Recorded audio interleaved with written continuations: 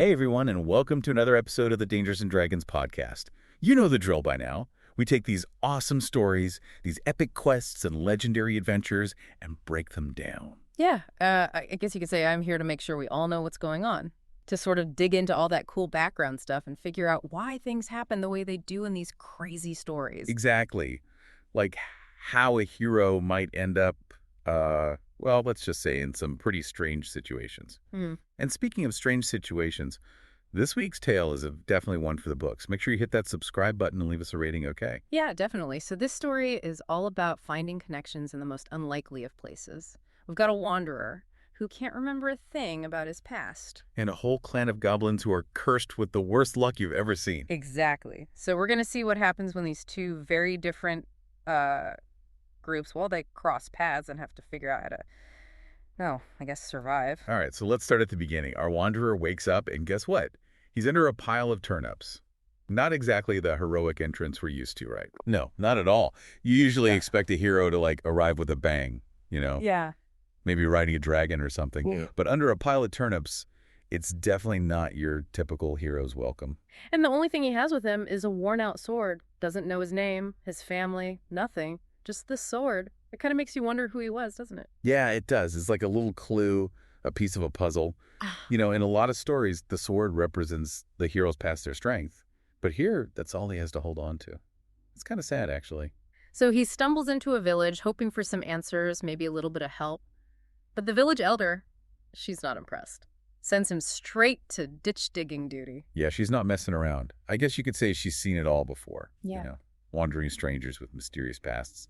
She's probably learned not to trust so easily. I guess so. But this village has a bit of a problem, and it's not some fire-breathing monster or an evil sorcerer. It's goblins. But not your average goblins, The ones who steal your gold and terrorize the countryside. These goblins are, well, kind of pathetic, actually. Yeah, they're more of a nuisance than a threat. Always stealing turnips and chickens, tripping over their own feet. And get this, they're cursed with bad luck. And it all started because they stole a lucky horseshoe from a pixie queen. It's almost like a fairy tale gone wrong. It kind of is, isn't it? I mean, a pixie queen, a lucky horseshoe, and a bunch of bumbling goblins. You can't make this stuff up. So our amnesiac hero sees these goblins causing trouble, and he decides to do something about it. Maybe he feels bad for the villagers, or maybe he just wants a break from ditch digging. Who knows? Whatever the reason, he makes a promise to drive away these goblins and break their curse. Talk about a tall order, especially when you can't even remember your own name right. Yeah, talk about jumping in head first. The village elder, she doesn't really believe him at first. Right. But, hey, a little help is better than no help, right? Right. So how does one go about tracking down a bunch of cursed goblins? Turns out it's not that hard. Just follow the trail of dropped potatoes and the sound of whimpering. It's kind of hilarious if you think about it. Not exactly the epic quest you'd expect, right? More like a comedy of errors. And then they finally meet the leader of this ragtag group of goblins. His name, Boggle. He's missing an ear, he's twitchy, and get this, he has a boot print on his behind. Oh, Boggle. He's just trying his best. But yeah, he's not exactly the intimidating Goblin King you'd imagine. He's more like the unfortunate victim of a never-ending string of bad luck. And at that moment, our hero realizes something. This isn't a battle against evil, it's a farce. He even starts to feel a connection with these goblins. They're both lost in a way, adrift. Yeah, it's a really interesting moment. They're both dealing with things they have no control over. The hero has lost memories, and the goblins, their crazy curse. So he asks Boggle straight up, why are you guys tormenting the village? And Boggle's answer, well, let's just say it's a little unexpected. Boggle tells him about a vision he had. A vision of shiny boots that would lead them to break the curse. And he looks down at our hero's boots, and well, you can probably guess what happens next. Oh, yeah. The village elder, when she hears this, more pained groans. She's just done with these goblins. So they come up with a plan, not a brilliant plan, mind you, just cunning enough to be worthy of a goblin. Those are the exact words. And it involves shiny boots, a boar net, and a whole lot of glitter. Okay, so picture this. Our hero walks into the goblin camp, all confident, trying to distract them with his shiny boots. And he falls right into their trap.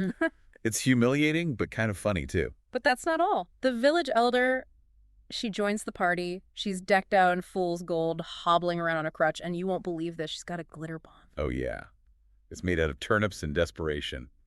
Pure genius, if you ask me. And the goblins, they hate glitter. It's like their kryptonite. It's chaos. Goblins running around blinded by glitter, tripping over everything. The whole thing is less of a battle and more like a slapstick comedy. They finally reach the goblins' treasure, which is being guarded by a ferocious beast, the mayor's snoring sheepdog, and the treasure itself, a pile of rusted horseshoes. Boggle's just like, see? We try. It's actually kind of heartbreaking. And that's when it hits our hero. He sees himself in these goblins, the desperation, the feeling of being cursed, even if it's all in their heads. It's a powerful moment. He realizes that curses aren't always about magic. Sometimes they're about the way we see ourselves and the world around us. So instead of fighting, they make a deal. The goblins will return most of the stuff they stole and try to cause less trouble. And the hero he offers to teach them a few things. Not magic or sword fighting or anything like that. Yeah. He teaches them how to be less unlucky, how to ambush, how to track, how to dig a tunnel without it collapsing on their heads. It's the start of a beautiful friendship. Weeks go by, and the village elder, she starts to see our hero in a new light. Even admits that maybe there's more to him than she thought. Bogle, too. He's hopeful. He sees that his fellow goblins are actually getting better at this whole life thing. Our hero, though, he still doesn't remember who he is. But he's found a new purpose in this strange little village. He's become a teacher, a mentor, a friend to a bunch of cursed goblins. And in a way, that's its own kind of hero's journey, isn't it? It really is.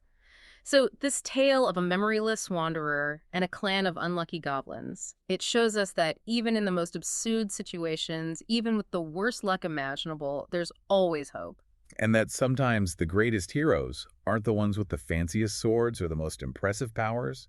Sometimes they're the ones who show up covered in turnips and ready to teach a goblin how to tie his own shoelaces. So next time you're feeling down, remember the story of our unlikely heroes. Remember that even in a world full of dragons and magic, sometimes the most powerful weapon is kindness and understanding. And maybe a little bit of glitter. Just saying. Thanks for listening, everyone. We'll be back next week with another amazing story. Until then, stay safe, stay curious, and may your adventures be filled with just the right amount of chaos. And a lot less bad luck. Bye, everyone. Yeah.